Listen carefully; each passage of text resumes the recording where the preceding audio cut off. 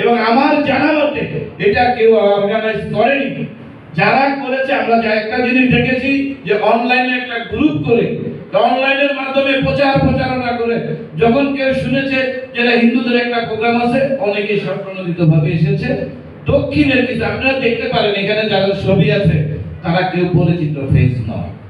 আমি ছিলাম না, থাকলে আমি থাকতাম, না হয় অ্যাডভোকেট স্বপন কৃষ্ণ দে থাকতো, অসীম শাহ থাকতো, আমরা কেউ ছিলাম না। অতএব এটা যারা করে আমি দুঃখিত, আমি ক্ষমা প্রার্থী একজন সনাতন ধর্মাবলম্বী হিসাবে।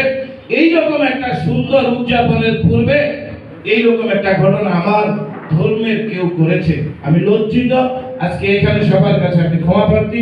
ভবিষ্যতে যদি সনাতন ধর্মাবলম্বীদের নাম দিয়ে কেউ এরকম কোনো কিছু করতে চায়, ভোলার সকলকে সাথে নিয়ে দাঁত ভাঙ্গা জবাব আমরা দিব। এই আশাবাদ ব্যক্ত করে ভবিষ্যতে